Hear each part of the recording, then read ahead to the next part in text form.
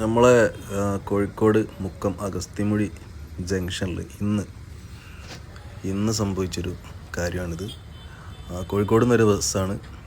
അവിടെ ചെറിയൊരു ബ്ലോക്ക് ഉണ്ടായിരുന്നു. അപ്പോൾ അവിടെ നിന്ന് ആളുകൾ പറയുന്നത് ആ വളവെന്ന് തന്നെ ഓവർടേക്ക് ചെയ്ത് കയറി ജംഗ്ഷനിലേക്ക് വന്നു എന്നുള്ളതാണ്. ആ ജംഗ്ഷനിലേക്ക് ഓവർടേക്ക് ചെയ്ത് വന്നു കഴിഞ്ഞാൽ ഓപ്പോസിറ്റ് ഒരു വണ്ടി വന്നാൽ ആ ജംഗ്ഷൻ കംപ്ലീറ്റ് ആയിട്ട് ബ്ലോക്കായി പോകും. വളരെ പ്രധാനപ്പെട്ടൊരു ജംഗ്ഷനാണിത്. മുക്കത്തുനിന്ന് ഏത് ഭാഗത്തേക്ക് പോവുകയാണെങ്കിലും കോഴിക്കോട്, വയനാട്, മലപ്പുറം, പിന്നെ നമ്മളെ ഹൈ റേഞ്ചായ ആനക്കാമ്പൊയിൽ, കക്കാടംപൊയിൽ എവിടെ പോവുകയാണെങ്കിലും ഈ ജംഗ്ഷൻ വളരെ പ്രധാനപ്പെട്ടൊരു ജംഗ്ഷൻ തന്നെയാണ്. അപ്പോൾ ഈ ഭാഗത്തേക്കൊക്കെ പോകുന്നവരെ ബാധിക്കും ഈ ബ്ലോക്ക്.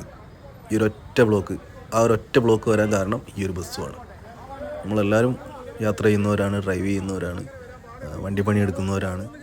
സ്ഥിരമായിട്ട് പോകുന്ന ഈ റൂട്ടിൽ ഈ ഒരു ജംഗ്ഷനിലേക്ക് ഇങ്ങനെ ഓവർടേക്ക് ചെയ്ത് വന്നു കഴിഞ്ഞാൽ അവിടെ കംപ്ലീറ്റ് ആയിട്ട് ബ്ലോക്ക് ആവുമെന്നുള്ള ഉത്തമ ബോധ്യം ഉള്ള ഒരാൾ തന്നെയായിരിക്കും ആ ബസ് പോകുന്ന ഡ്രൈവർ. എന്തോ നേരം വൈകി വന്നതായിരിക്കാം.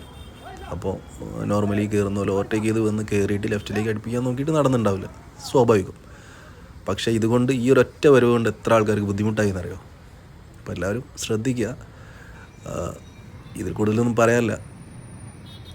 പിന്നെ ആ ഒരൊറ്റ ഓവർടേക്ക് കൊണ്ട് ഒന്നും നേടാൻ പറ്റിയില്ല എന്നുള്ളതാണ്.